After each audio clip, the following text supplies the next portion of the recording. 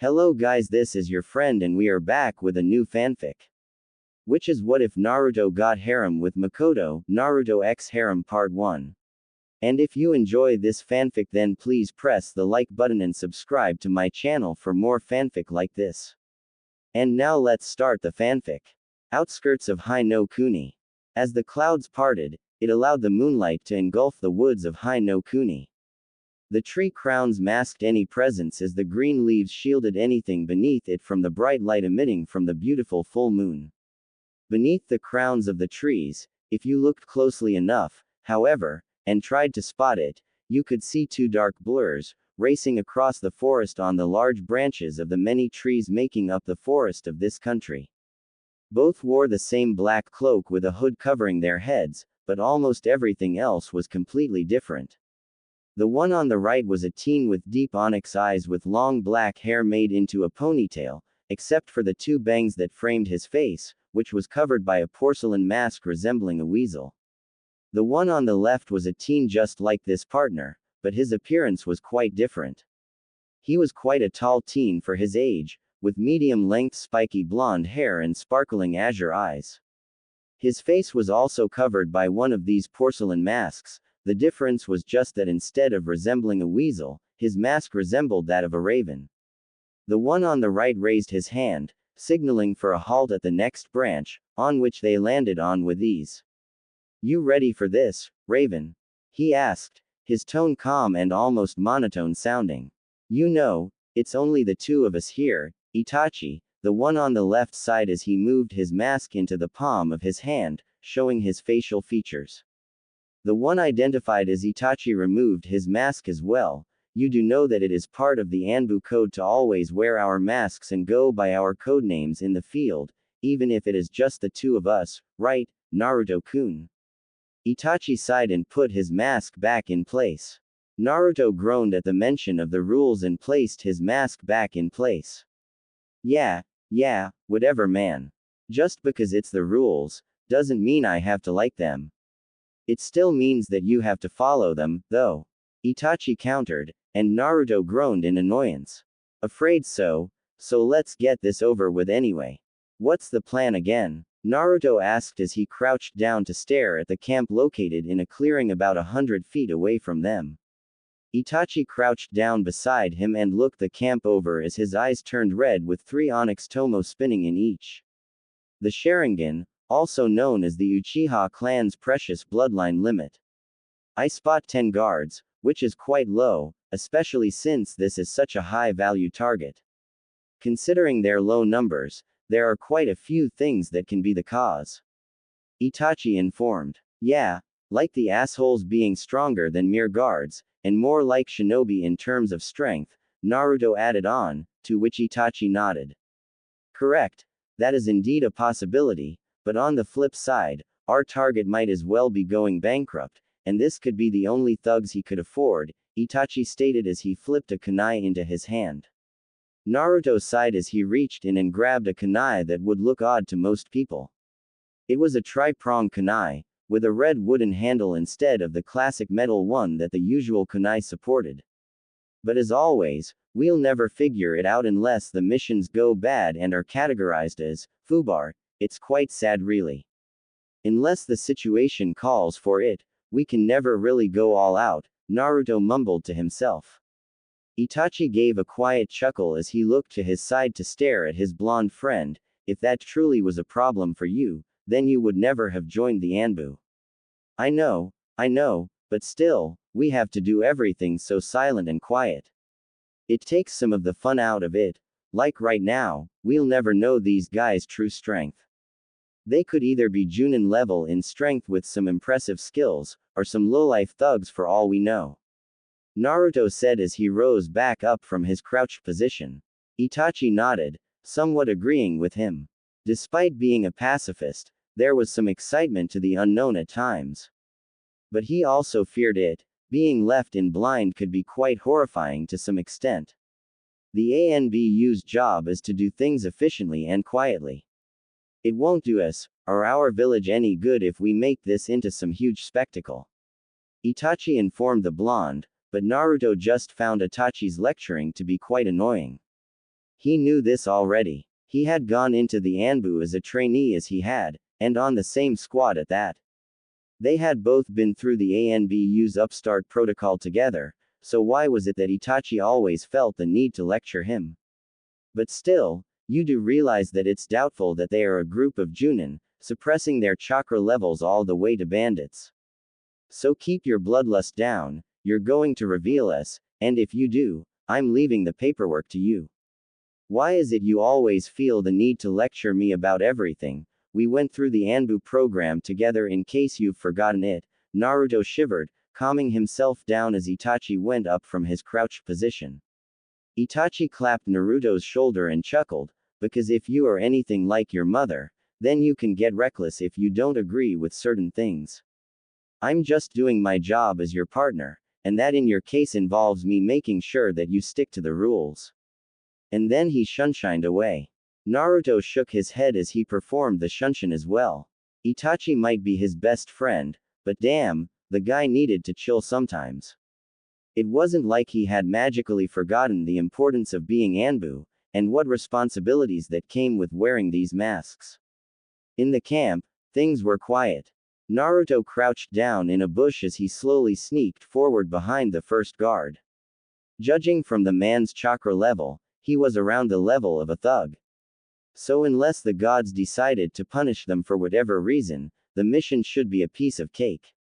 The blonde flew up from behind the man and held him in a chokehold with his arm, cutting off any oxygen from reaching his lungs. The man struggled quite a bit with his legs spasming as the blonde dragged him to a bush, where his suffering ended with a quick twist and a broken neck. Itachi was having an easy time as well. One of the perks of having the Sharingan was that a simple look in the eyes was enough to immobilize someone through the use of genjutsu. So, with a simple glance, and dragging one out of the clearing to slit his throat in his dazed state, he plowed through his guard. The 8 remaining guards were handled within 2 minutes, and the duo nodded to each other before quietly sneaking into the tent of their target. Inside, an obese middle-aged man with short gray hair sat up in his bed, as he noticed that all the commotion from earlier was gone. What's going on out there? I hope that none of you are sleeping on the job. He grunted while standing up. He pushed the tent front open and stared around the clearing. It was empty. There wasn't a single trace of any of his men that he had hired to keep him safe at all. It was silent, empty. It was as if they had disappeared into thin air without making a sound. To think I paid them for this, where the hell did they even go? He raged as he stormed around to enter his tent. But he quickly spotted something that made his blood freeze. Within spitting distance stood a man clad in a black cloak and a mask. The only noticeable feature about him was the piercing blue eyes. They're preparing for your arrival. The man stated simply, and before he could scream, he felt a jolt of pain and it got hard to breathe. He looked down with shaking movement and stared at the blade that was piercing his chest as his face went pale and he collapsed forward. Naruto scoffed as he sidestepped so he wouldn't get hit by the disgusting man. You know, you could have killed him and pushed him to the side instead. I don't really appreciate getting touched by such a pig. As the corpse finally fell to the ground, it revealed Itachi standing behind with a bloodied sword. At least his blood is on my sword, and not yours. I'd say I took the worse end of the deal this time. Groaning, the blonde waved his hand in front of his partner. Whatever man, let's burn this place to the ground and return home. We've been hunting this drug lord kingpin wannabe the entire week, and I really feel like sleeping in my own bed for once. Naruto complained as he went inside the tent, followed by Itachi. Itachi gave a quiet HN as he looked at a crate that was placed beside the bedroll on the ground. For such a simple mission to take this long was quite unexpected. These guys weren't shinobi trained, but they still somehow managed to avoid us for 5 days. Naruto broke the crate open with a grunt, and said, well, that just proves that even weaklings without shinobi training can be exceptional in some ways. I never said they couldn't or weren't, Itachi noted with a raised brow. I know, I'm just making conversation as we are about to blow up a crate filled with drugs that may or may not be explosive, without the tags. Naruto shrugged as if it was the simplest thing in the world and placed a couple of explosive tags on the inside of the crate. Itachi nodded. I see, finish this quickly. I'll be waiting at the spot where we were, before we engage the enemy. Sounds good, Naruto said and heard the tent front rustle as Itachi left the inside of the tent. Naruto took his mask off and placed it on the inside of his cloak as he did this. He really disliked having to wear the Anbu mask, but it was an efficient way to disguise yourself in this line of work. The blonde looked inside the crate and noticed a piece of paper that looked like an IOU showcasing a large amount of money.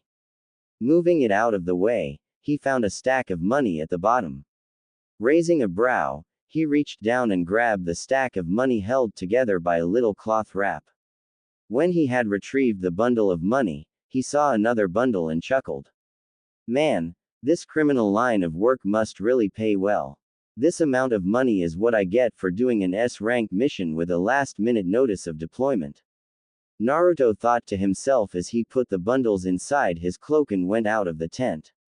The moment he stepped outside, he took his mask and placed it on his face again before shining up beside Itachi. Hey man, look what I found. He chuckled and pulled one of the bundles of money out from his cloak. Why did you take that? We were instructed to blow up the properties of the target. Itachi sighed as he stared at the cheerful blonde. Naruto waved his finger in front of his face and stuck the money inside his cloak again. Actually, our orders were to blow up the drugs.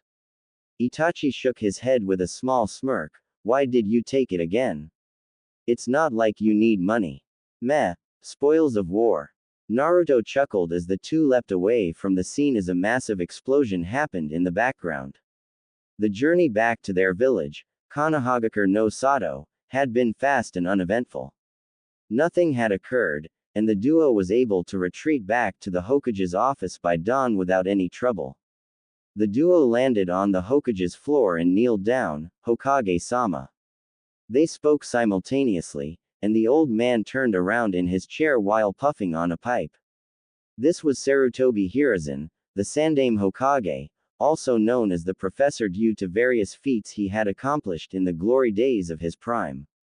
At ease, you two, drop the masks. He ordered and lifted the pipe away from his mouth with a fond smile. The duo got up from their kneeling position on the floor, and moved the masks away from their faces, and settled for placing them at their hip for the time being. Mission accomplished, Hokage-sama. Itachi then spoke. Hiruzen nodded and started to write on a piece of paper. I trust everything went well, and the target dealing harmful drugs in High no Kuni has been eliminated, yes. Naruto took this chance to speak. Yes, the target has been eliminated, and the crate he was bringing with him was destroyed. Though, I decided to retrieve this from the crate. Naruto informed, and pulled the two bundles of money out of his cloak. Hiruzen nodded and took the two bundles and placed them in a drawer inside his desk. Good job you two, this money will be used for the good of the village. And of course, the two of you will receive a generous bonus for bringing these much-needed funds to us. You are dismissed until further notice. The duo nodded and shunshined out of the office, and landed on top of the Hokage Tower, in which the Hokage's office was obviously located. I knew it was a good idea to bring the man's money with us, Naruto smirked as he leaned against the railing with his arms crossed. If you really needed the money, then why didn't you just keep it? Itachi chuckled as he leaned down and rested against the railing while looking over the village. I'm going to pretend you didn't just ask that, mister, all for the rules, Uchiha. But to humor you, I didn't want to be branded a traitor for keeping information from Oji-san, and it's also going to please him knowing we bring stuff like this to him. Think of it as an investment in his trust and backup in any future matters. Naruto said with a smirk. Itachi raised a brow at him and snorted, you're smarter than you look. What was that? Naruto said with a tick mark throbbing on his forehead. Naruto, Itachi interrupted as he got up from his resting position, and looked at the blonde. Naruto grunted, not understanding what was going on. Itachi clapped him on the back and said, my mother said she would like to invite you over for dinner after our mission was done. What she means is that ever since you got the duty of overlooking the various security seals within the village, while Jiraiya-sama is away, she is displeased with how little you grant us your presence. Naruto shivered at the thought. Mikoto could be really scary when she was angry with something, and he didn't even want to think about how scary she could be when she was mad about something. Yeah, I know, it just isn't really comfortable being in your home sometimes. Naruto sighed and closed his eyes while taking a deep breath. Itachi's brow went further upon his forehead. How come? Naruto opened his eyes and gave a snort.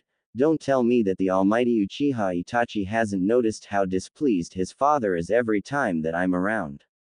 I don't know why, but I must have done something to upset him. I've noticed, but I don't think it has anything to do with you as a person, Itachi said in a monotone voice. Naruto's face adopted a confused look. How can it not be my fault? It isn't like he acts like that when I'm out of his sight. He does actually. I suspect it has something to do with him still having sour feelings left after the Yondaime Hokage selection where your father beat him to it. I've heard that Orochimaru was also displeased about the results. Itachi explained to the best of his abilities.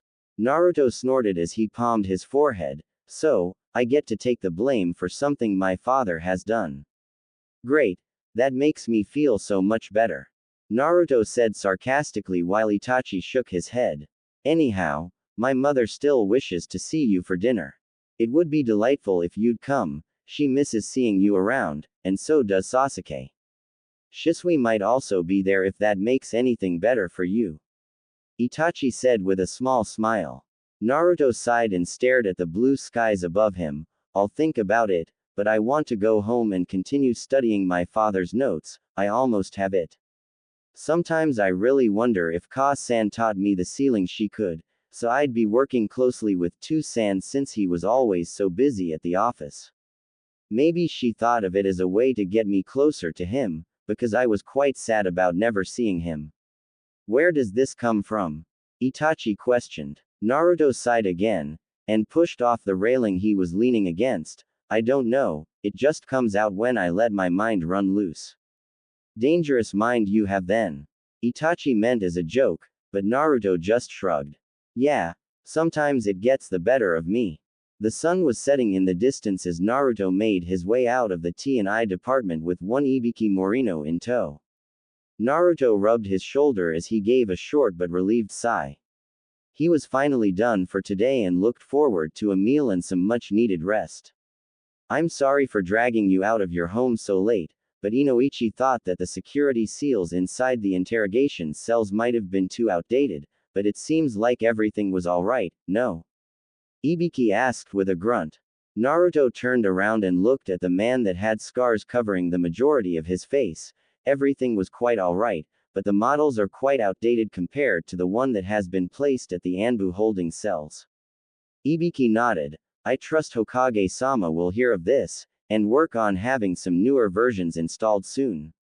He asked afterward. I'll bring it to his attention, yes. And I have little to no doubt that I'll be the one to set them up before the week is over, Naruto informed with a tired smile. That is pleasing news, I'll inform Inoichi of this. Good evening Naruto-san, Ibiki said with a small bow, slightly reveling in Naruto's displeasure before he returned inside. Naruto groaned in annoyance. Of course, this just had to happen. He had been on his way home after shopping and training for the day when a fellow Anbu member had told him that the T&I department needed a look, something that had taken a good 3 hours to finish. So, this is where you're hiding. A voice called out from above him. Naruto looked up as he noticed a form falling from above, and he took a step back when a teen with short black hair landed in front of him, Shisui-sama. He asked with a small wave of a hand. The one and only. Shisui smirked as he pointed a thumb at himself. Grunting, Naruto made his way down the stairs up to the T&I department, with Shisui following right after. Any reason you're interrupting my evening, Shisui? Well, Mikoto-sama feared that you might ditch dinner with Itachi and company, so she sent me to make sure that you're coming. It starts in 10 minutes, by the way. It took quite a while to hunt you down. Shisui informed him as they walked side by side through the streets of Konoha. I had work. Ibiki thought that some of the seals were broken in the T&I department, but they were just outdated. Naruto sighed as he walked up a few stairs to an apartment complex. Shisui rose a brow as he walked up behind the blonde. Why are you living here again? You have your family's estate. Memories, Naruto said simply, and opened the door to his apartment, and walked inside. Shisui walked in and closed the door after him, and watched Naruto for a few minutes as the blonde unsealed several scrolls filled with groceries and supplies, and then started to put them away in the fridge and cabinets after. You're coming, right? Mikoto-sama is going to skin me alive if I don't bring you back with me. Shisui asked, hopefully. Naruto sighed as he put a tray of eggs in the bottom of his fridge. It isn't really that welcoming for me, there. Mikoto-san might like me, but Fugaku-san resents the very sight, sound, or smell of me. Aren't you over-exaggerating a little bit? Shisui asked with a raised brow. He told me to be quiet last time I was over for breakfast because I talked with Itachi. He meant that I disturbed his reading of the morning papers. Naruto rolled his eyes after saying that. Shisui chuckled and sat down on a chair. That old man could just read that stuff on the toilet while doing the number 2. Naruto gave a few quiet chuckles. If I had said that, I would probably be banished from the clan grounds, instantly. Mikoto-sama wouldn't have allowed that. She's really fond of you, you know. Especially your friendship with Itachi, that makes her really happy. She has secretly told me, in confidence, that she was afraid Itachi might have had a harder time making friends, because of his father's actions during his early childhood. But then you and I showed up to save the day. Shisui said while inspecting a net filled with oranges. Wouldn't that make her fond of you as well? Naruto asked as he grabbed the net from Shisui's hand, and filled a glass bowl with the oranges and placed it on the circular wooden dining table Shisui was sitting at. Shisui rested his head on the palm of his hand. Meh, she thinks that I'm kind of a bad influence at times. What did you do to make her think so highly of you anyway? Perhaps it's because I'm less irresponsible than you.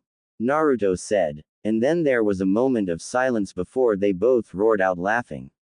Come on, man. If she knew what kind of books you're hiding in here, then she'd kill you and feed you to Fugaku-sama. Shisui roared out laughing. That quickly shut Naruto up, because he was too busy feeling terrified. She would really kill him if she knew of his bad habit. His brother figure, Hitaki Kakashi, and his godfather, Jiraiya, had really corrupted him as he grew up. I should just burn those books. Naruto groaned and filled the bowl with some other leftover fruits from the week before that hadn't rotted away yet. Shisui faked a horrified look. No. You can't. Those books are my precious. If you want to throw them away, you could always just give them to me. Rolling his eyes, Naruto turned to stare at Shisui, and you question why she thinks of you as a bad influence. Don't be rude, I'm not the one ditching the family dinners. Shisui winked. Naruto started throwing the empty fruit nets out in a trash can placed in a cabinet under the sink. A family dinner is for family, I don't really qualify as that. Come on. If you aren't family, then what are you? Shisui said in an annoyed tone. The Uchiha clan, well, with the exception of Fugaku, all thought of Naruto as a friend of the family by now. The blonde was quite often present with Itachi after all, either for missions, or training, so they had gotten quite familiar with him. Naruto didn't bother to give a response as he went over and turned off the lights. You coming? He asked and walked toward the door. Shisui grinned ear to ear and rushed out of the front door. I knew you wouldn't abandon me. Shisui smiled as he turned around only to get the front door smacked right in his face. And so he stood there, with a twitching eyebrow. He was about to knock on the door when it opened and Naruto walked out. I'm just kidding, no reason to look so pissed off. He smirked and locked the door and pocketed the key. Konohagakure no Sato. Apologize. Shisui growled as he ran after the blonde, who had just slammed his front door, in his face. Naruto gave a small smirk. No. Apologize. Shisui then yelled as he ran up beside him, to send death glares Naruto's way. Naruto laughed with a mischievous look. I said no, you moron, are you deaf? Apology, wait, what? Moron. I'm not the one who slammed a door in my friend's face, and laughed about it like a. Shisui screamed as he made a motion to pull up his sleeve, which was quite ironic considering his black shirt was sleeveless, and attempted to punch Naruto in the face, but the blonde just ducked under it. Naruto was about to retort, when he heard a voice beside them. What's all this commotion about? Naruto gave a fleeting glance at the two familiar faces now watching them with amused looks. One was a female, about a head shorter than him, with long purple hair, brown eyes, red lips, whilst finishing her attire with an Anbu uniform. She was his former teammate on his Genin team, but now a teammate of his Anbu squad. One Azuki Yugao. The second one was a male who sported a brown, shoulder-length hair that framed both his face and brown eyes. He wore his forehead protector like a bandana, along with the standard Jonin outfit, and as always, he has his trademark Senbon in his mouth. This was Shiranui Genma, one former Junin sensei of Uzumaki Naruto Daizu. Naruto gave a smirk as he dodged another punch from Shisui with ease. Oh, it's just Shisui being overdramatic. It must be his time of the month. Yugao gave a soft giggle as Shisui's eyes flared red. Overdramatic. Now listen here, you little shit arg. Instead of getting his threat across, he got his mouth full of dirt. Shisui's head flew up from the ground, and he stared at his feet, noticing that he had just been tripped by the blonde as he was about to go for an attack. You about done yet? Naruto asked, failing to pull a Kakashi, as a smirk was steadily crawling onto his face. Shisui got back on his feet, with smoke pouring out of his ears. You're so dead, just you wait for it, shithead. Yeah, don't throw empty threats around, Shisui, it's embarrassing, Naruto said with a grin, making his former Genin team chuckle at the bickering duo. I'll show you empty threats, Shisui growled, but before he could do anything, he was interrupted by a cough from Genma. Not that it isn't funny watching you because, believe me, it is. Really. But I'd like to have a word with my former student here, before you try to kill him. Genma chuckled, making Shisui mumble something out of embarrassment. The young Uchiha scoffed, and crossed his arms over his chest. This isn't over, he mumbled while glaring at the blonde. It is though, Naruto winked, making Shisui's anger intensify even further. The blonde walked over and gave Genma a brief fist bump, as the older Junin gave a smirk in return. How's life treating ya? Naruto shrugged, it's fine I suppose, but I don't really have all evening to chat with you guys. The moron back there is dragging me to a family dinner at the Uchiha compound, and I'm sure Mikoto-san is going to kill me if I'm any more late than I already am. I see. Oh well, I won't hold you any longer then. Tell Itachi I said hi, and that it would be nice for the entire team to have a joined meal again soon. I'm paying if that helps anything. Genma offered with a weak smile. Yugao, however, gave a sadistic chuckle. Be careful about what you promise, sensei. Naruto might eat so much at the barbecue restaurant again that you go bankrupt for a week. And what if he gets drunk again?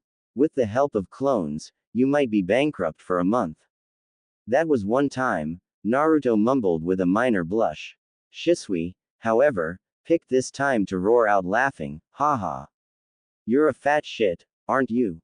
With how cheap the barbecue spot is, how the hell did you manage to eat so much, that the poor guy had no money left? If you don't shut up, I'll kill you before you can try to kill me, Naruto said, with his hair rising up, along with a deadly aura emitting from behind him.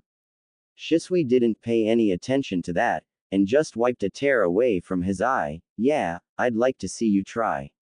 That's it, I'm going to neuter you, and place a surprise in Fugaku's soup. Naruto muttered, and drew a kunai, making Shisui gulp in surprise. Hey, stop that, we are out in the public. That's quite embarrassing, you're supposed to be an elite of the village, Naruto, but you aren't keeping your cool. I thought I taught you better. Genma lectured, making Naruto fall comically on the ground with a rain cloud pouring over his head. As Shisui was about to laugh his off, Genma stopped him. You aren't any better, Shisui. You are known throughout the nations because of your title as Shunshin no Shisui. I would have thought you would carry yourself with a little more respect than this. But you are acting like an infant. Now it was Shisui's time to fall down beside Naruto with a rain cloud over his head. We're sorry, they mumbled together. Yugao looked at a watch hanging on the side of one of the stores in the street and rose a brow. Weren't you guys already getting late for a dinner at the Uchiha's house? A moment of silence caught them, before Naruto and Shisui flew off from the ground. Mikoto-sama, Basan is going to kill us. They screamed and ran so fast that not even the dirt and dust cloud following them could keep up. The remaining duo of teacher and student shook their heads. Those two were the worst kind of siblings, two brothers always at each other's throat, a mere chemical mixture meant for chaos. The blonde and raven-haired duo ran so fast that they almost crashed into the door of the Uchiha's estate, but they somehow managed to stop themselves just a few feet in front of the main gate. Naruto's was doubled over with his hands on his knees while trying to catch his breath when Shisui heard the sound of rapidly closing in footsteps, of a certain someone coming their way. Quietly he moved behind Naruto, without the blonde noticing, and prepared a foot behind the blonde's legs. And as if it was a cue, the door sprung open and a small dark-haired child flew out with a large grin on his face. Naruto-san. He screamed the top of his lungs, and the blonde looked on his horror as he tried to take a step back, but felt himself falling back over. And just as he was starting to lose his footing, the horrifying entity, known as the Sasuke bullet, flew into his gut, making him fly back and crash into the ground with a loud thud. Naruto landed on his back, wheezing, as all air was punched out of his lungs, and he laid groaning on the ground with a still grinning child sat on his stomach. Shisui roared out laughing, as if it was the new trend, before proceeding to point at Naruto with teary eyes. That's for the fucking door, you dumb shit. He yelled and kept on laughing so hard, that he fell down on his knees and repeatedly slammed his fist into the ground. Naruto glared his way. You're so dead now, I swear I'm going to kill you slowly and brutally, Shisui. He wheezed out before his head fell back on the ground with a groan escaping his lips. Sasuke, who had initially been amused, while looking at the scene, started looking down at Naruto with a nervous sweat drop falling down his forehead. Naruto-san, are you alright? Never been better, the blonde wheezed out, making Shisui cry out laughing even louder. What's wrong, pal? You look a little pale, Shisui cried, the tears flowing down his face as he found it hard to breathe due to laughing so much. Naruto decided that his revenge would come soon enough, so he gathered his strength and took a deep breath before moving Sasuke away from his stomach. A little warning next time would be good, Sasuke. The child looked a bit flustered as he scratched the back of his head while the blonde got off the ground. Naruto poked Sasuke on the shoulder and made a "follow me" motion with his head as the two started to walk in through the front door. Shisui, who had gathered himself as well, walked a few feet behind the two, but just as he was about to enter the door, it was slammed into his face. Again, Shisui howled in pain, and rolled backward down the few stairs while clutching his now bleeding nose. Oh, you fucking didn't. He tried to yell, but the sound was muffled due to him pinching his nose to stop the blood from running out of his nose. Naruto chuckled with tears in his eyes as he turned around the hallway. But the sight before him made him want to run out of the house in an instant, because what he saw sent shivers up his spine, and made his legs quiver in fear. In front of him stood a stunning fair-skinned woman with long, straight black hair with bangs hanging on either side of her face to roughly frame her cheeks and black eyes. It wasn't that she was stunning that made him scared. Oh no, it was the blindingly happy smile that was on her face, and the cold aura of death, cascading into a Hania mask behind her. Oh, it's so nice of you to join us tonight, Naruto-kun. Did you perhaps have any other plans for tonight? She asked all too sweetly, as she moved closer, making Naruto's fear increase tenfold as he tried to move backward, but his back hit the wall while his teeth were chattering. And no. Naruto chuckled out nervously while looking at the dangerous woman in front of him. As if it was the password, the aura of death along with the Hania mask disappeared in an instant, and Mikoto's smile turned natural. Good. She giggled and moved back into the kitchen with Sasuke in tow.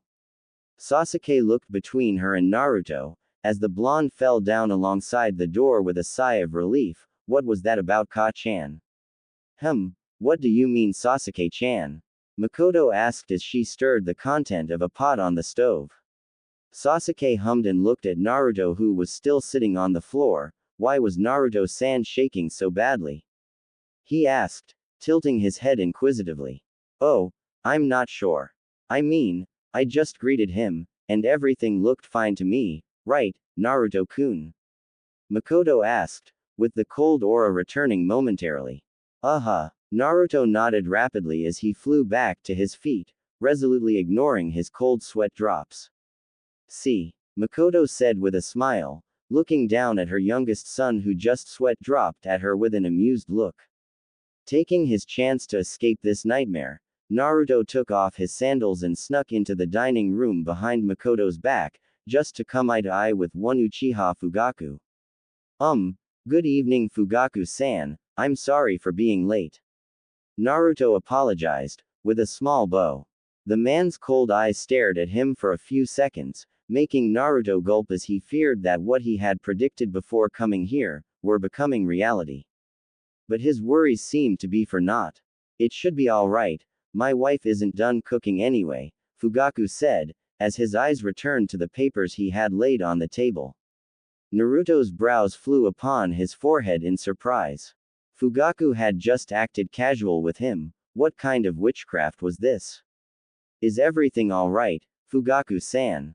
Naruto asked in a careful manner, as he tried to read the stoic Uchiha clan head's body language. Fugaku looked up with the same stoic face, and asked, why shouldn't it be?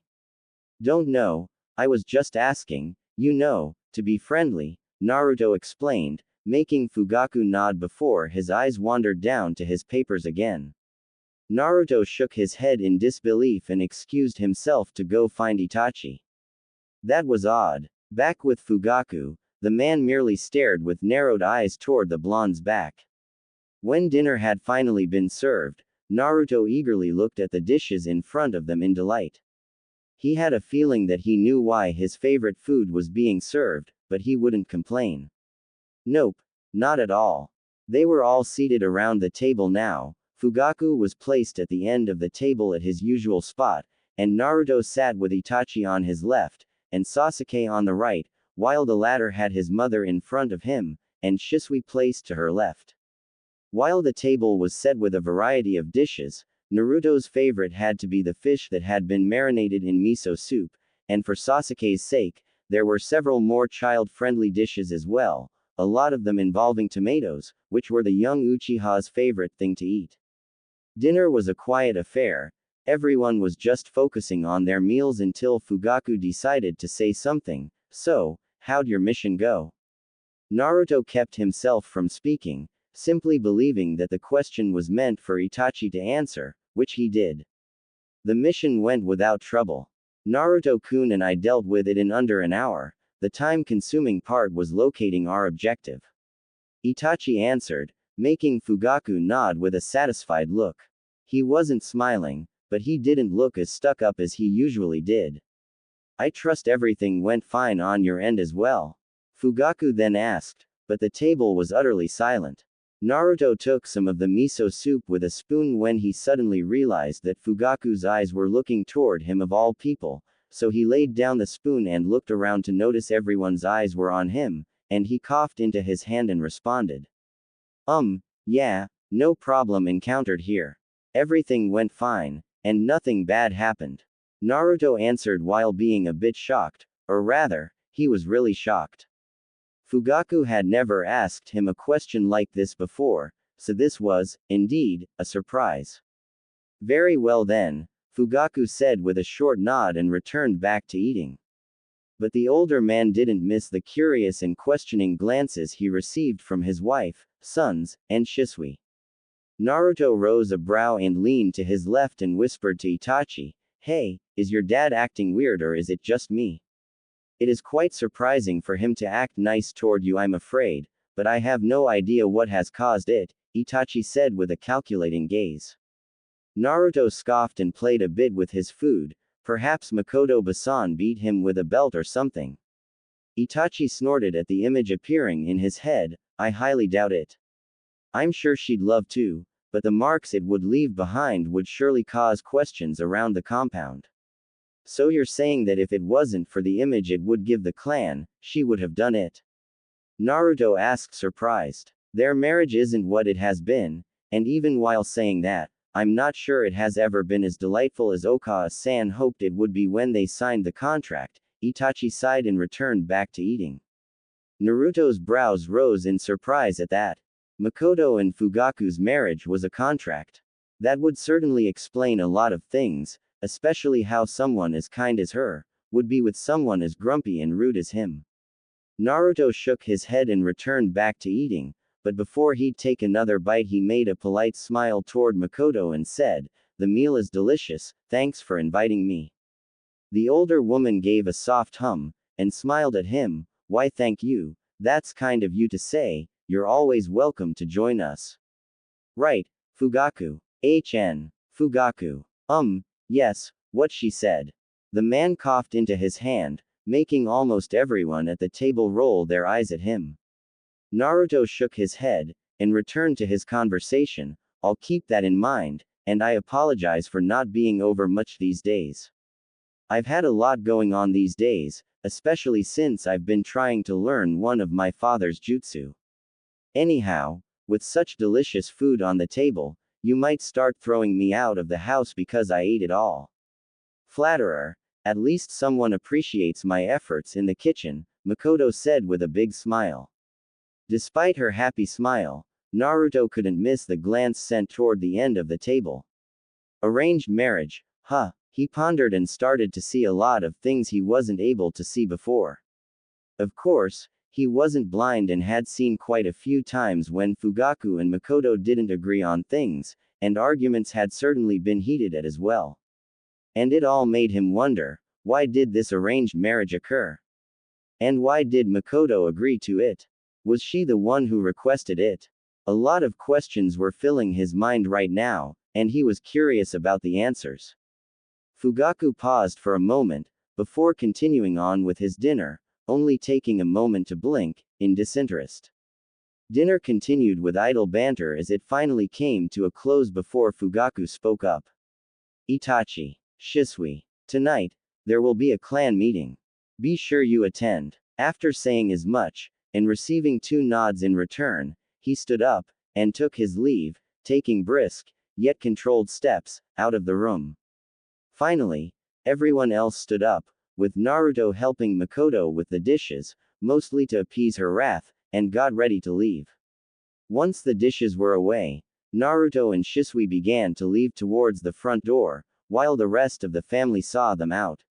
Sasuke was a simple case. He got a quick hug and had already run off to his room as he yelled, "Bye." Itachi shook his head at his little brother's antics. It was quite un-Uchiha-like, but it was a refreshing change. He didn't disapprove, nor did he approve. "Safe trip home, don't get into any trouble." "Geez Itachi, how much trouble do you honestly believe we can get into on our way home, of all places?" Shisui snorted and crossed his arms across his chest. "Considering it's the 2 of you, and together, nothing in the village is 100% safe," Itachi smirked, making Shisui's brow twitch. "You're just as annoying as Naruto, if not more so," Shisui smirked back, and Itachi just chuckled. "As if that was possible." He retorted. "I'm standing right here, you bunch of assholes." Naruto growled and elbowed Shisui in the gut. Shisui doubled over, and coughed out, "Why was I the only one getting hit?" "Because I don't trust Itachi to be caught off guard." Naruto shrugged. "Touché," Shisui wheezed out. Itachi looked on amused as he put out his hand, which Naruto took. "Good trip home, don't be a stranger." "I won't. I'll see you at our next mission, which hopefully won't be too long before we're deployed again." I'm going to need a good stress relief after tomorrow, Naruto said, and Itachi nodded before he gave his excuses and left as well. Shisui noticed that Mikoto looked at Naruto like she wanted to talk with him, so he quickly bid her farewell and said his thanks for the food before he left, and while he was doing so, he signaled to Naruto that he would be waiting outside. Naruto just nodded in response, before turning back to look at the raven-haired woman. Thanks for inviting me, and for the food obviously. You're an amazing cook, tastes better than anything I could ever make by a long shot. He grinned. Mikoto gave a soft smile. Flatterer, but I'm glad you enjoyed it. In a household filled with Uchiha, it's a nice change to hear it, anyhow. Anyhow, it was nice seeing you. I hope you take care, especially for tomorrow. I'll make sure to visit after you've left, as not to intrude. Mikoto said with sorrow-filled eyes. It wouldn't be an intrusion, but that's your choice. Thanks, and see you next time. Naruto responded with his back turned, and waving his hand. Of course, however, personal time is important, especially for tomorrow, she argued back, making Naruto shrug with half-lidded eyes. Anyhow, thanks for today, I enjoyed it very much, Naruto responded, but before he could leave, he was engulfed in a warm hug. As my son said, don't be a stranger. It's displeasing when you stay away, your company is delightful and required. She said with a small grin, making Naruto just scratch his head while being flustered. I'll try to come over more often. Ja-ne. He waved, which she returned. Naruto walked outside and met Shisui standing up against a nearby lamppost. As the pair began to walk away, the taller of the two spoke up, so, do you want me to come with you, tomorrow? Taking a deep breath, and a moment to center themselves, a responsive, no, I can handle it myself, but thanks, was finally delivered. Another chapter is done, but today I got a question to ask you guys. What are your thoughts and opinions on Seal's Fuinjutsu? Let me know. Is it something that interests you? Also, a quick note is that I'm sorry for the gap of time I didn't post in since last chapter. Christmas came around, and New Year's Eve is just around the corner. I apologize.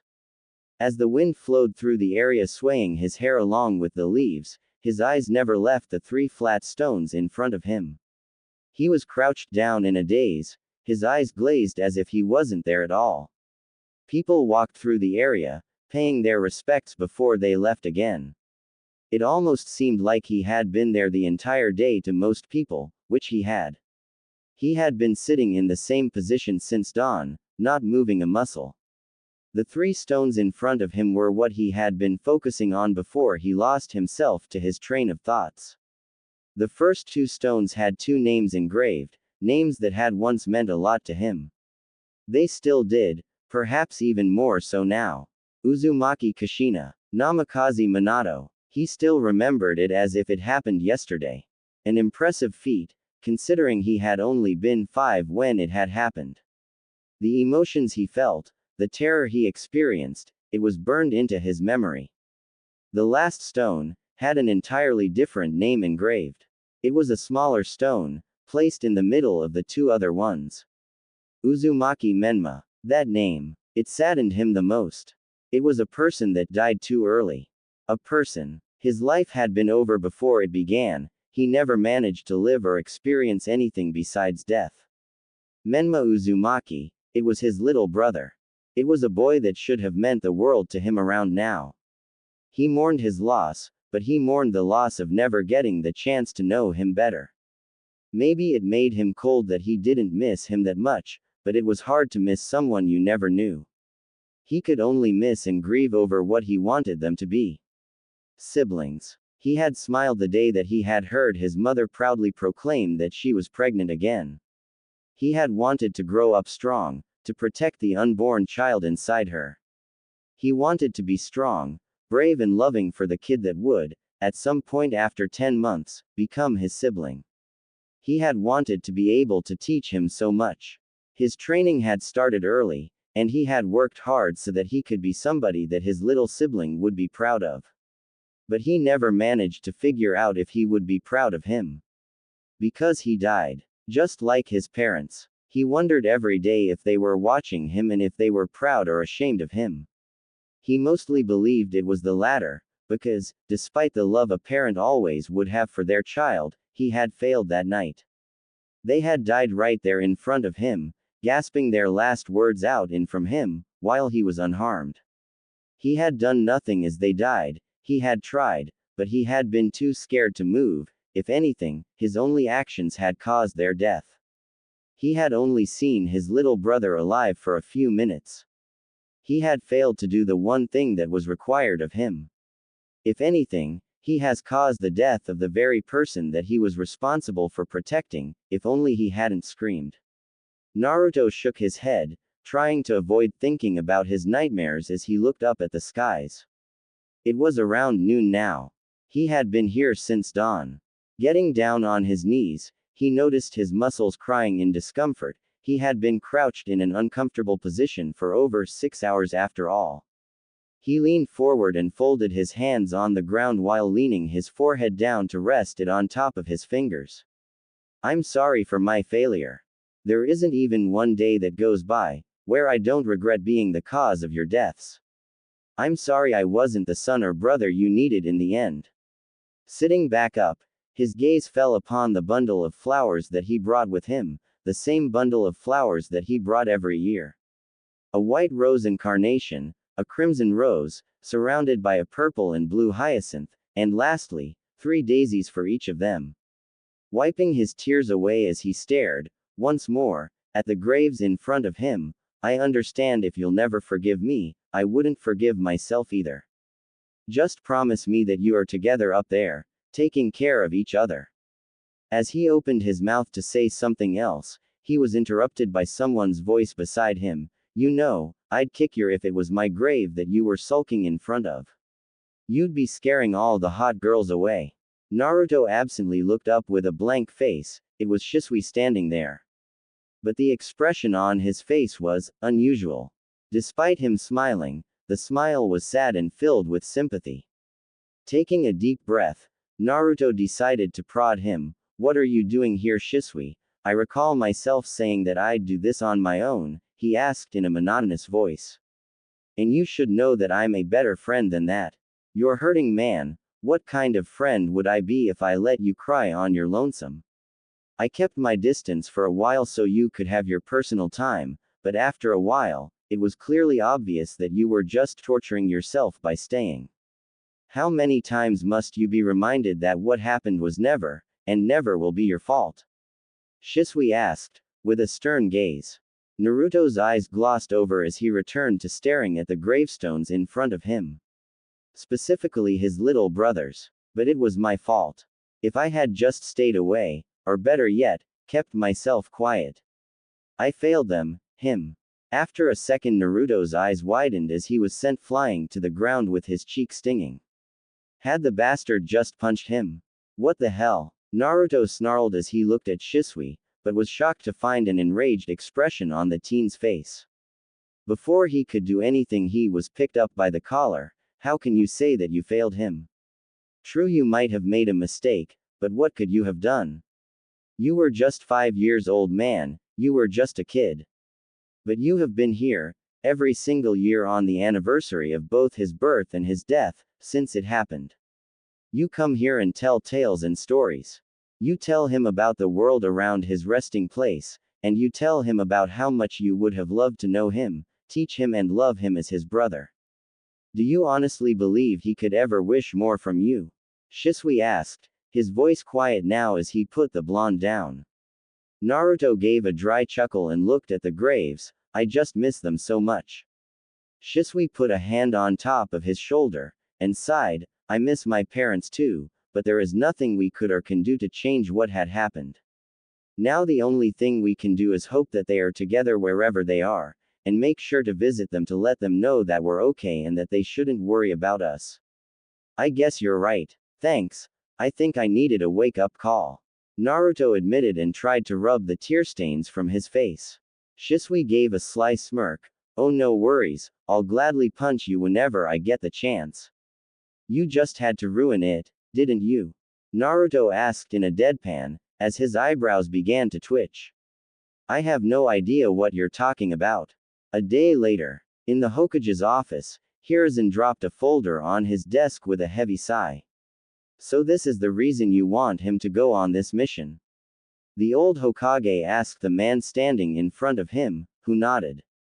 Yes, it would be beneficial to the village, but also to him. The man spoke calmly, without any emotion present in his voice. I'm not sure, Danzo. With today taken into consideration, it might not be the best time, Hiruzen spoke, while Danzo merely gave a snort. The old warhawk sat down in the chair in front of the Hokage's desk, and said, Trust me on this, Hiruzen, it's the best time for it. Taking his current emotions and the probable thoughts running through his head, he'll be more than motivated. I can't argue with that. But I would have liked if you had gone to me in the first place. Coming with this to me now is a bit late, and I would have been able to make some more preparations beforehand if I had known earlier. Hiruzen sighed and lit up his pipe. Danzo nodded. That is true, but I wouldn't have come to you with a mere rumor which would have left disappointment in both you and him if it had been proven false. Feeling like sighing again, Hiruzen flipped the folder open again and stared momentarily at the contents within before closing it. All right, I'll put him on this mission. Hopefully, they'll be able to make him happier than he is now. The boy is a shell of his former self. This should prove beneficial in his recovery. Danzo said. Recovery? Hiruzen then asked with a raised brow. Why yes, the boy has lived through a lot of trauma already. He needs this to heal. I fear that not much else will do. Danzo then replied calmly. Very well then, you are dismissed, Danzo. I'll send for him immediately. Hiruzen finished, and Danzo left without saying anything else. Bore. Hiruzen called out, and a large muscular man landed in front of him, wearing the Anbu uniform. Hokage-sama, the man addressed, and Hiruzen pulled his pipe away from his mouth. Go fetch Uzumaki Naruto for me. I have a mission of the utmost importance for him. Hiruzen ordered, and the man left with a brief nod. Naruto walked into the Hokage tower with a stretch of his arms and back. It was early in the morning, just around the peak of dawn. He wondered why he had been summoned so soon. It hadn't even been 2 days yet since his return to the village from his last mission. Rubbing his eyes with a groan, he was kind of wishing that he had gone to bed earlier last night, but then again, he managed to make a ton of progress regarding all of the notes that his father had left behind. Despite feeling like a failure to his family, he wanted to at least make sure that the things that they were proud of weren't forgotten. Even if he didn't feel worthy to read them at times. But negative thoughts aside, he had learned a lot. He was finally feeling like he was getting closer to the goal, and was getting quite ecstatic about being done. It did, however, also leave a sad feeling inside of him because he didn't know what to do when he was done. He would have finished the project, and would then need a new one to spend his free time on. Well, there was also his novels and fishing he could turn to, but despite how much enjoyed doing those things, it was the life of a shinobi that was his passion. He wanted to explore the world and learn the various jutsu and techniques found within it. He couldn't do that if he was buried in a book or sitting by a lake in the shade of a tree. Regardless of how much he enjoyed doing just that. Shaking his head to clear him of all these thoughts, Naruto yawned loudly as he arrived in the waiting room, making the receptionist giggle at him with a hand in front of her mouth, something that caused the blonde to blush in slight embarrassment. Sorry, he grinned sheepishly, realizing he had just done that without noticing that she was there. Where had his shinobi skills run off to? Oh, no reason to apologize. He is waiting for you, please enter. She responded with a smile, making Naruto just cough into his hand before turning around to avoid any more embarrassing interactions. Trying to rub the sleepiness out of his eyes again, Naruto opened the door in front of him and entered swiftly, before closing it behind him. You wanted to see me? Naruto stated more than asked, to which the Sandaime nodded. Why yes, there is something that has come to my attention, something that I want you to take care of. It is a mission, and the length may vary quite a bit. It can be anything from a month to 3 because it is mostly a spying mission. Hiruzen said, making Naruto's brow raise. Despite being Anbu, it wasn't often that he of all people was sent to spy on someone. What's the details? Let me know, and I'll go get in my uniform. Naruto said, making Hiruzen shake his head. This isn't an Anbu mission, it is a political mission in which you will act as an ambassador. This might be confusing, I know, but let me explain. Hiruzen said, making Naruto just nod his head in silence. There is a family of 2 in Kusagakure, which is currently being treated horribly from the people of Kusa. The family consists of a mother and daughter, where the mother is said to be on the verge of starving, constantly taken away from home against her will only to return exhausted and bleeding later in the night, which in return makes the child grow up alone in a house that barely functions. Hiruzen stated, reading just a few out of the many points from the folder that Danzo had presented him. I can understand that you want something done, and I will, but how is this of any concern to Konoha? Naruto asked curiously. Hiruzen sighed, because the 2 people might as well be from a clan that is almost dying out, one which 2 of our former cages were quite close to. I see, so to save this clan from extinction, I'll have to do what exactly? Naruto asked. I want you to spy on them and gather evidence concerning their treatment. When you have enough evidence gathered, Kusa will be forced to hand these 2 over. Despite having evidence here, it was gathered by the people under Danzo, and I'm sure that you can remember our talk about them. Hiruzen said, and Naruto just nodded. Yeah, nay, he responded. Exactly my boy. Now, because the Foundation is a shadow organization, we can't use this information because of the chance that it might cause Danzo's organization to become public. Despite how much I'm against them, I can't disagree with how useful they can be. This, for example, would never have come to my attention without their help. Hiruzen admitted. Naruto sighed, and asked, anything you can tell me about the people I'm supposed to watch? Hiruzen this time smirked. Oh, you'll know enough from the moment you lay eyes on them. And I'm sure it will also grant you more than enough motivation to see this mission a success instead of a failure. I trust that you'll take care of this. Hiruzen smiled and handed the mission scroll to Naruto. Despite being confused, Naruto did a short nod of agreement. Yeah, I'll do it, no problem. Do I have permission to speak on your behalf on this mission? Of course, you've never given me a reason to doubt your political skills before. Despite the many times that you've found yourself in one so far in your short life. Hiruzen stated, in a manner that seemed proud. Naruto smiled. All right, I'll leave in an hour. Naruto bowed and turned around to leave. Naruto, Hiruzen called, making the blonde turn his body halfway to look at the old man. Let's do a training session when you get back, I want to see how good you've gotten. You got it, I'll blow that hat off your head, no worries, Naruto smirked, and left in a shunshin. Despite being told that it wasn't an Anbu mission, Naruto still clad himself in his Anbu uniform with the exception of the mask. Since the uniform was purchasable in almost every shinobi store, it didn't matter much if he wore it on this mission. The only thing making an Anbu official was his mask and tattooed emblem. Pushing his sword into its sheath placed on the Anbu vest's back, Naruto reached for his mask, but then remembered that he didn't have to wear it for this mission. So he made a short, mental, victory dance, before grabbing a dark gray cloak with a hood and swinging it across his shoulders and buttoning its collar. His reason for wearing this was simple. In the off chance that he was found out during the spy session of his mission, he could somewhat escape without having to reveal his identity. Normally, some people could show their face and still make it away, but considering how recognizable his face was, it was very unlikely that nobody would put 2 and 2 together and figure out who he was. Looking into his fridge, Naruto frowned heavily. I just bought all this food, and now I have to throw it out when I return.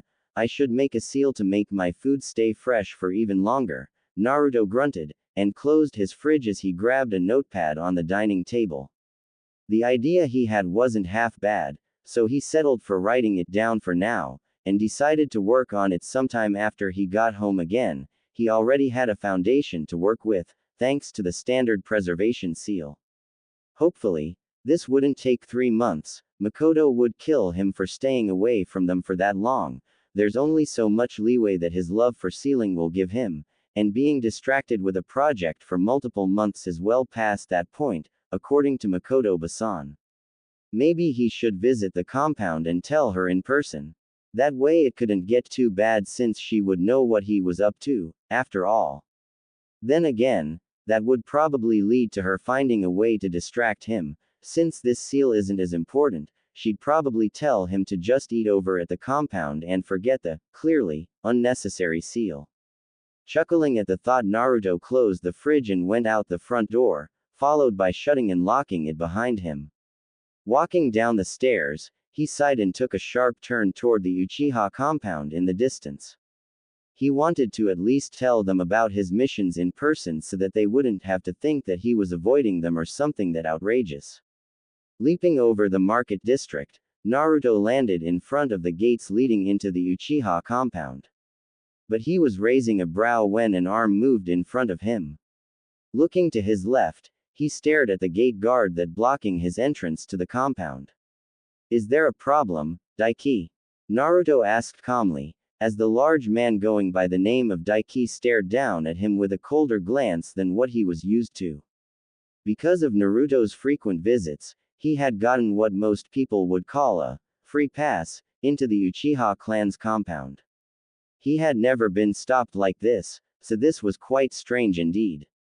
"State your name and reasons for entering," Daiki responded in a monotone voice, making Naruto's brows raise further upon his forehead in great surprise. "As you know, my name is Naruto. Uzumaki Naruto, in case that somehow also slipped your mind. You might want to get a doctor's appointment to check that head of yours if you somehow have forgotten it after all the years I've come here. And I'm here to tell Mikoto-san that I'm leaving for a long-term mission. So can I please enter now?" Naruto sighed, looking at the man as if he had lost his head. Daiki snorted at the cocky comment, and said, "Show Mikoto-sama some respect and we might consider letting you in to talk with her." "Okay. Now this was some bullshit. Oh great Daiki-sama, please let me enter to speak with Mikoto Haim." Before Naruto knew it or Daiki could burst out in anger, the blonde was pushed through the gate from behind. "Stand down fellas, Blondie is with me." Naruto immediately recognized the voice and stared at his daily pain in the Shisui. Shisui jogged up beside him with an amused gaze. "What was that about?" "You tell me, I just wanted to enter so I could speak with you guys." But Daiki is being an even greater asshole than normal, Naruto said with a calculating look. Was every Uchiha acting odd these days? Shisui snorted and intervened his fingers behind his head as he walked. Well, he might have a stomach ache. He ate quite an exorbitant amount of food at the clan meeting yesterday. Serves him right then, he's being an asshole. Touché. The two walked in silence until they reached the main estate, when Shisui asked, "Yo, what did you want to tell us by the way?" Naruto looked to his side and shrugged. "I have an extended political mission, that's all I can say for now. I might be gone for a month, maybe 3 months. It could be more or less, that depends on how long it takes for this matter to be solved. Considering it's a political matter, and you're a representative from Konoha, it shouldn't take too long. Konoha has a lot of pull in political matters, it should be a walk in the park." Shisui reassured and clapped the blonde on the shoulder. "Let's hope that's true because I'm going to be bored out of my mind otherwise."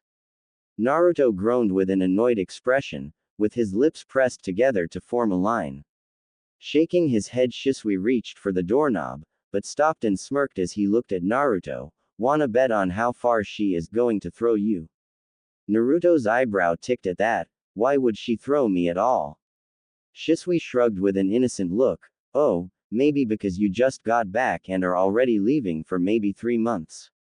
Naruto gulped. "Shit, wait a minute then. I need to." But Shisui acted like a deaf person, and all but kicked the door open. "Mikoto-sama. I'm here, And I brought Naruto with me. You did that on purpose. Naruto grunted as the color slowly drained from his face, and Shisui just winked at him. Stepping inside, Naruto and Shisui took their sandals off and spotted the raven-haired woman stepping around the corner in a cooking apron. Good. Then I'll set a plate for one more for lunch. She smiled sweetly. Shisui then turned and smirked at a sweating Naruto, who was adjusting the collar of his cloak uncomfortably. I can't stay. I'm just here to let you know that I'm going to leave on another mission today. Mikoto frowned heavily at that, but you just got back. I'm afraid I have to. It's a political mission. I was selected for this mission. Naruto answered with a sigh. Shouldn't Itachi be with you then? Mikoto asked confused, and Naruto just shook his head. Nah, it isn't Anbu. He replied, making her take a deep breath before sighing heavily. I guess it can't be helped then. When will you be back then? She asked, hoping that it wouldn't be that long. Naruto gulped and scratched the back of his head. Oji-san told me that the length can vary. It can take all the way from a month to 3 months. 3 months, she yelled while getting all up in his face. Yeah, it's not that bad. Naruto nodded in response. Stepping back, Mikoto crossed her arms and stared at the blonde teen. Not that bad, Naruto, you just got home. You need to take a break. I will. Just. When I get home. He chuckled dryly. Mikoto gave an annoyed sigh, and dropped her arms back down as she walked into the kitchen. You men are hopeless creatures. Shisui raised a brow at that. Hold on, how is now on all of us men because Blondie can't figure out how to take a break? Because both him, Itachi and you, never, ever, take a break. You three are constantly either training, going on missions, or doing something else taxing. When was the last time you just sat down and read a book or took a simple walk? She asked skeptically. But that's boring, Shisui groaned out with a roll of his eyes. You just proved my point. The woman snorted and walked into the dining room with today's lunch. Shisui gaped a little at that, trying to find a comeback when he was suddenly clapped on the back by Naruto. Well done, moron. Who the hell are you calling a moron, you idiot? Shisui yelled, but his sudden retort had a completely different effect than what he had intended because Naruto had already disappeared from behind him, so Shisui had just yelled at himself through the mirror that was placed in the hallway. Naruto in the meantime had entered the dining room and gave a short but respectful bow toward Fugaku who was seated at the end of the table. Fugaku-san. He greeted, and the man nodded in return. Naruto-san. He responded back and waited for further words coming from the blonde. The look on his face told him that there was something that he wanted to say. After all. Could I please speak with Itachi in private for a minute? I won't take too long. He should be seated with you within the next 5 minutes. Naruto requested, and the clan head just waved him off. Itachi is in the backyard with Sasuke. Please hurry, as I intend to enjoy lunch with both my sons before it's cold, Fugaku said. Naruto nodded and walked out through the glass sliding door leading toward the backyard which was already open, while still trying to figure out what he had done for Fugaku to act nicer than he had been able to before. Shaking his head free of those thoughts, Naruto gave a short wave as the raven-haired brother duo spotted him. So, this is where you're hiding. Itachi snorted, and rose a brow at him. What's with the cloak? I got a new mission. I'm leaving in just about 10 minutes. I came by to say it in person, thought it was the least I could do. Naruto informed, and Itachi's brow remained on his forehead. Don't you mean we got a mission? And if that's the case, I'm honestly baffled since I haven't received a word about it. Itachi responded with confusion evidently dripping from his monotone words. Naruto shook his head with a small smirk. Afraid not, it is a political matter, and for some odd reason I've been picked for it. I must say I'm surprised as well. You're the last person I would pick for a delicate political matter. Itachi said with a small smirk. Naruto's sweat dropped at that. Geez, thanks for the trust. Itachi shook his head. On a serious note, I'm sure you'll be fine. How long will you be away from the village? Most likely between 1 and 3 months, Naruto said back. And my mother is okay with that? Itachi asked in shock. Naruto chuckled bitterly. I wouldn't say that. Oh, the silent treatment. Itachi then questioned. It's more like she left after she heard all that she needed to hear, Naruto said and shrugged. Itachi gave a bitter laugh at that, and placed a hand on his hip while patting Naruto's shoulder with his remaining hand. I suggest you come back with a souvenir. Why? Naruto asked, his brows flying upon his forehead. Let me just say it in a simple way. This is the first phase of my mother starting to give you the silent treatment. So unless you want to live through phase 2 and 3 of her being mad at you, I suggest getting her a gift, as that might be an option for getting her into a good mood again. Itachi finished, and Naruto mentally noted this down as the largest amount of words he had ever heard Itachi say in one go. Alright, I'll keep that in mind while I'm there. Naruto nodded and crouched down to look at Sasuke. And I trust you'll keep your family safe while I'm away. Naruto winked, making Sasuke nod with a big smile. Sure, somebody's got to do it. Sasuke said, making the two older teens chuckle a bit. I'll leave it to you then. See you guys. Naruto called as he turned around and started to leave while waving his hand. Don't start the next Great War. He then heard Shisui yell from the porch. I'm not the one yelling at his own mirror reflection. Naruto yelled back and vanished in a shunshin the instant he saw the enormous tick mark on Shisui's forehead appear, one that would predate a large outburst. With Itachi, several hours later, the raven-haired teen kept a blank face as he kneeled down in the middle of the room. He kept his eyes locked on the floor as he heard the Hokage speak. Alright, I've informed the people here about the crucial information that you needed to share in greater detail, Hiruzen said, and Itachi raised his head to look at the people that Hiruzen had selected as his advisors. More specifically, it was his old teammates. This claim is quite outrageous. Are you absolutely sure that the Uchiha clan is committed to this course of action? Koharu asked, looking down at Itachi from her seat. Itachi nodded briefly. Hi, the Uchiha clan is very devoted to this cause already. It required no more than the first and second meeting to confirm this.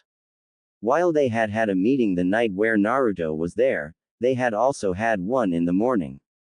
This can prove bad for us in the village. What course of action should we take, Hiruzen? Homura asked as he adjusted his glasses. Hiruzen sighed and tried to respond, but Koharu beat him to it. Isn't it obvious? If they are going to start a revolution and usurp our power, we should have no choice but to judge the Uchiha as traitors of Konoha. Hiruzen intervened, and said, please wait, Koharu, don't rush to such a decision just yet.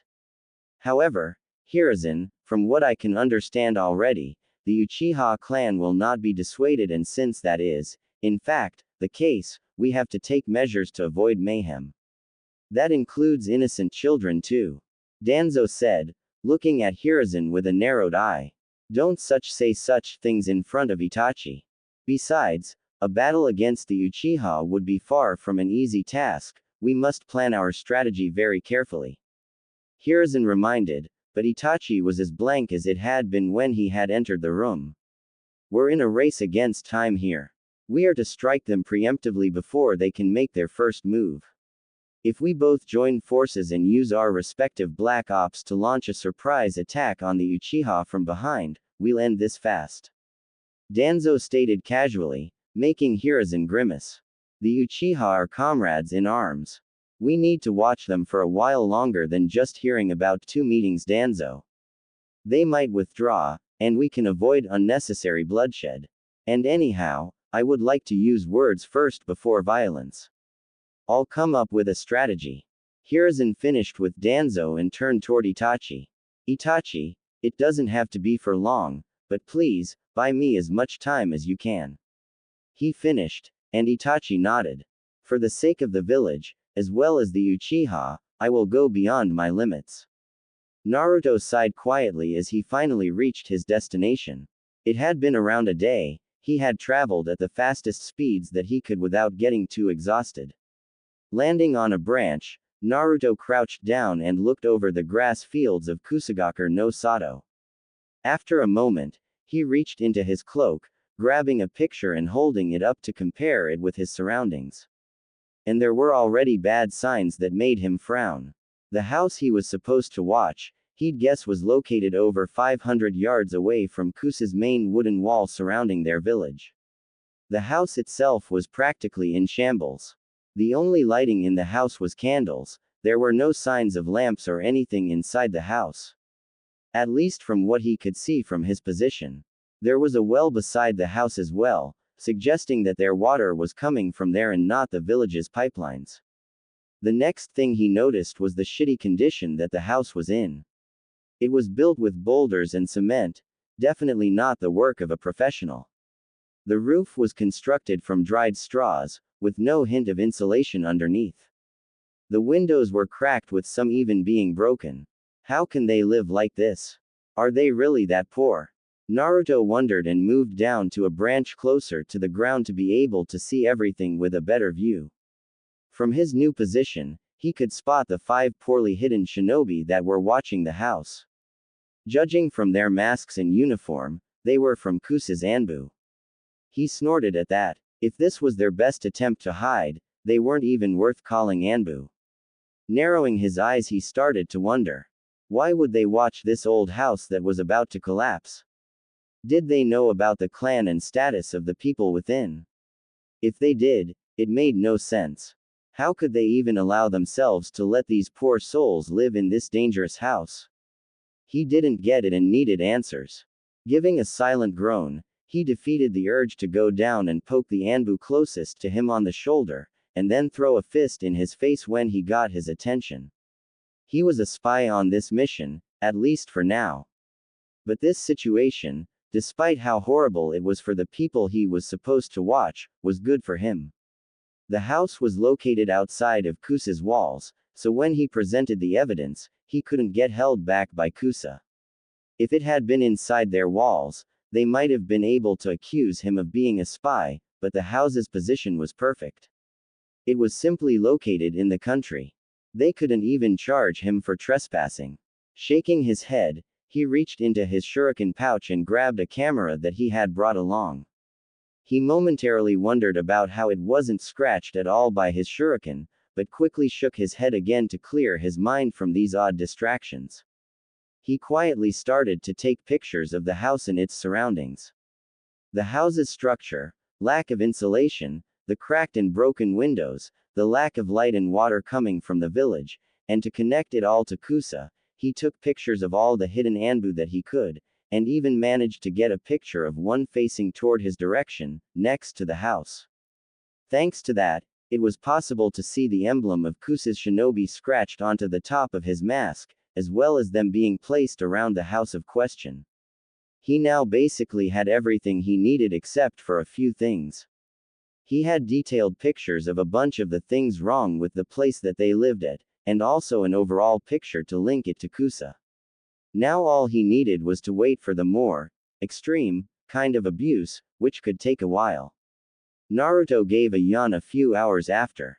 He had been sitting still on the branch for quite a while, and the Anbu from Kusa hadn't moved either.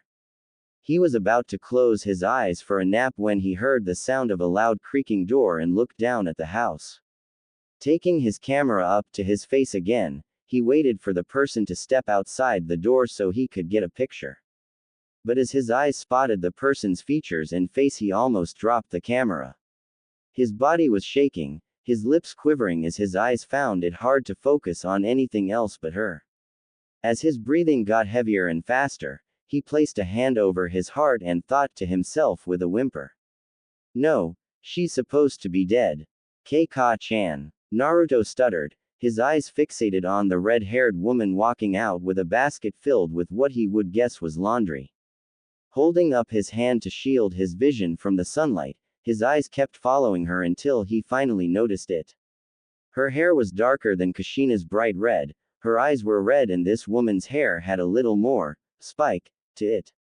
Naruto breathing got slower and slower as he stared at this individual. He smiled bitterly, as a lone tear fell from his eye. It wasn't her. This had to be the reason that Hiruzen had wanted him to do this. It was because the clan that was being mistreated was the Uzumaki clan. Kneeling on the branch, his smile turned into a frown. His mind had tricked him, and given him false hope. He had almost believed that Kushina wasn't dead, and standing right in front of him. He had been ready to run to her, embrace her in a hug and tell her how sorry he was. But he had been robbed of all of that. The person in front of him wasn't his mom, no, but it was still a member of his clan. So despite everything, they were still family down the line. Family. The word made Naruto narrow his eyes as he glared at the back of one of the Anbu watching her. How dare they treat his family with such disrespect? Letting them live in this house that was ready to collapse, invading their privacy, and everything else he had yet to see. While fighting the urge to commit a full-on slaughter of the Anbu watching her, he noticed something that made his worry and confusion come back in full. On her arm were several teeth marks. It covered her entire arm, all the way from the end of her short-sleeved shirt, and down to the start of her wrist. Some of the markings were even overlapping.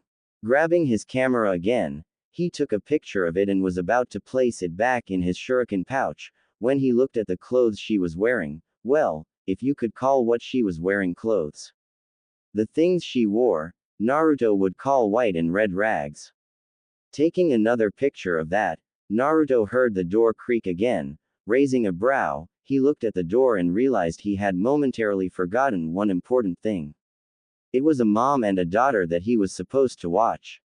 So as the door opened, Naruto watched with great curiosity as a small child, no older than Sasuke, stepping outside of the house. He smiled a bit, because of the huge smile she wore as she ran up to her mom. He chuckled a bit at the sight. Her mother was trying to do laundry in the basket that she had pulled up from the well, but the child was running around and distracting her. So, she was an energy bomb, a typical Uzumaki. Taking a picture of the duo, Naruto finally stuffed the camera back into his pouch and decided just to watch for a while. He needed to keep his distance, for now, no matter how much he wanted to go down and greet them, but with the Anbu watching, he couldn't take the chance. He sighed a bit. He also wanted to just go down there and take them with him to the leaf. But he didn't have enough evidence yet. What he had gathered was just evidence of being poor, not the evidence on the abusive treatment he needed. The only thing suspicious was the Anbu watching. What made them so special, aside from being Uzumaki, that required an entire squad of Anbu there? He would have to find out. But they couldn't be there forever. There had to be an opening when they were being replaced by another squad. Maybe by then, he could go down there and greet them.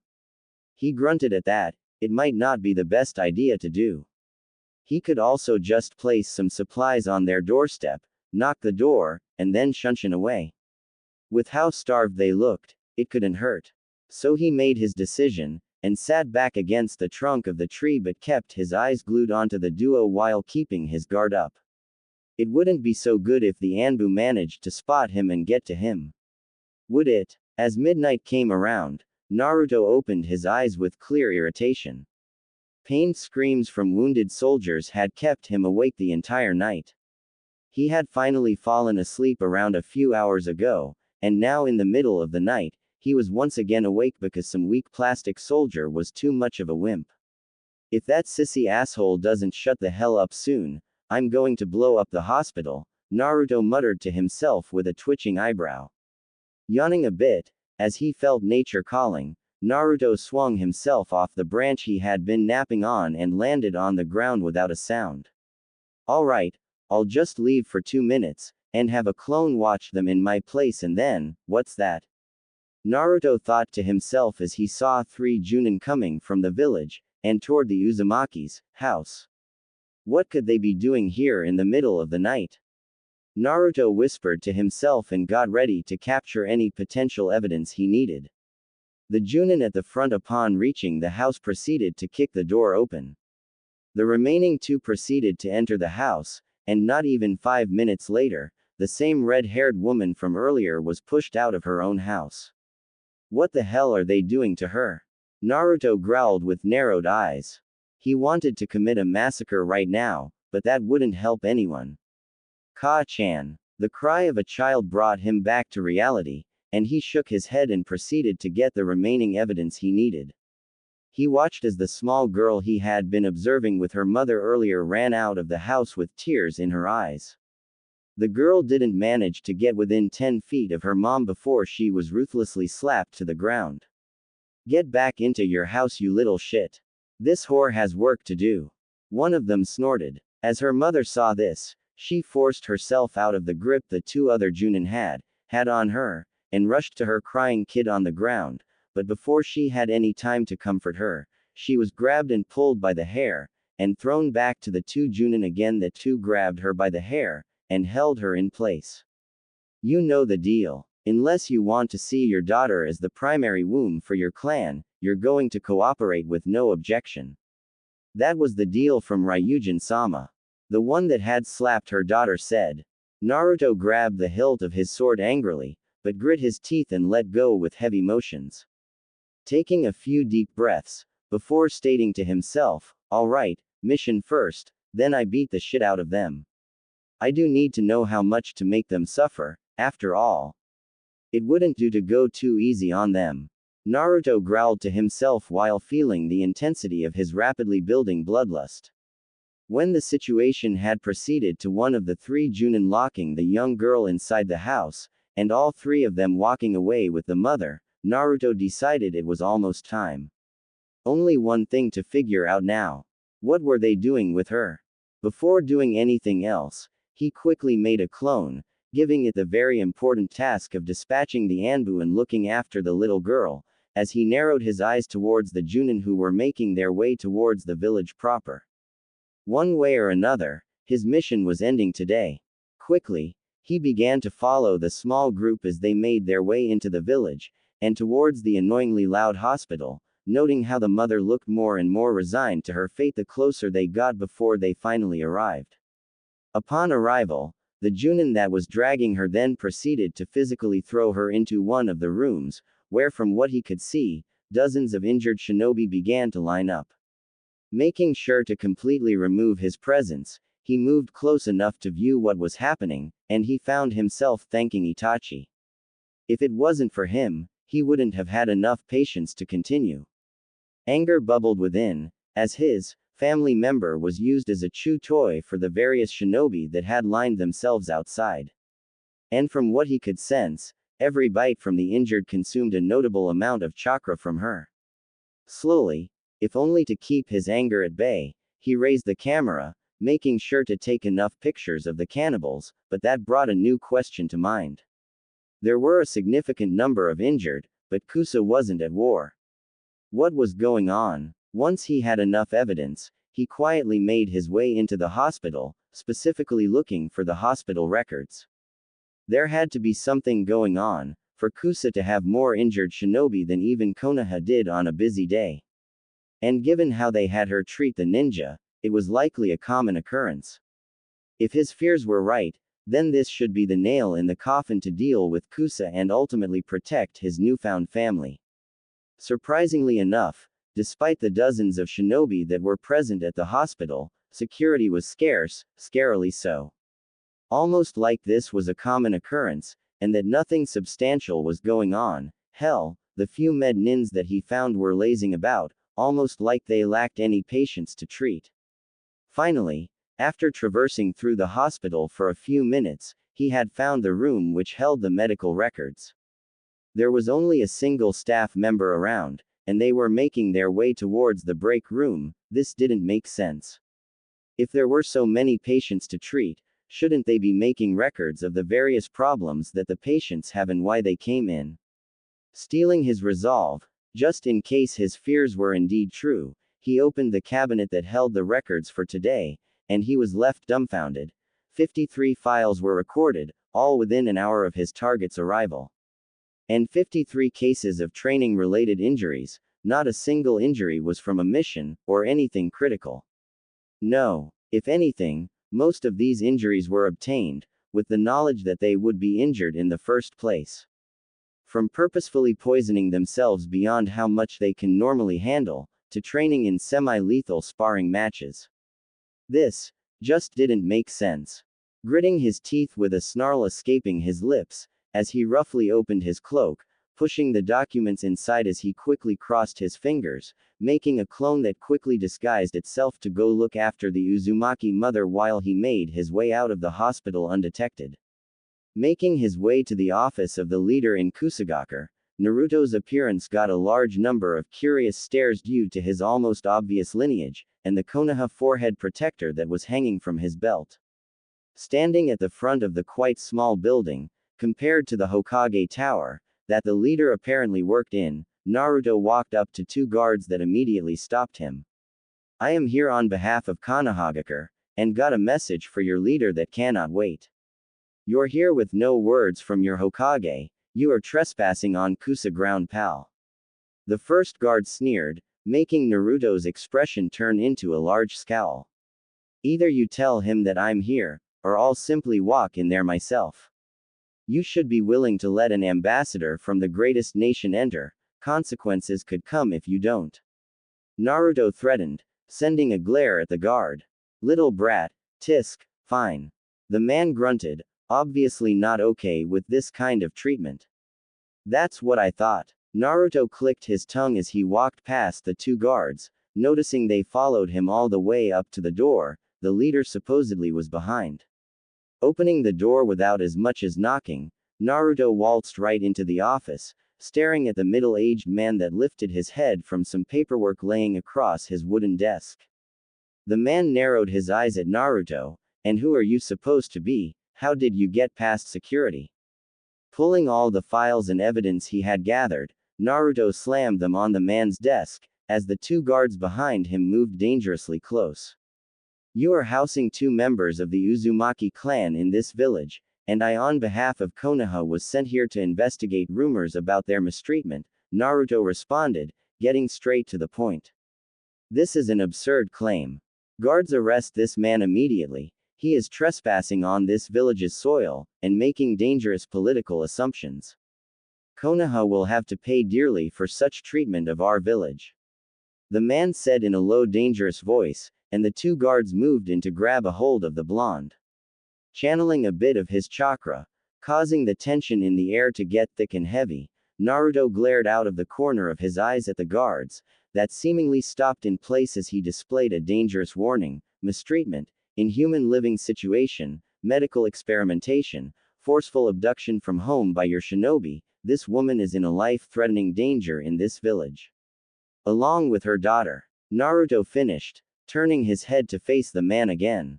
The man showed off his gritted teeth as he looked over the obvious evidence laying across his desk, while looking dangerously at the two guards behind this intruder that was stuck in their place.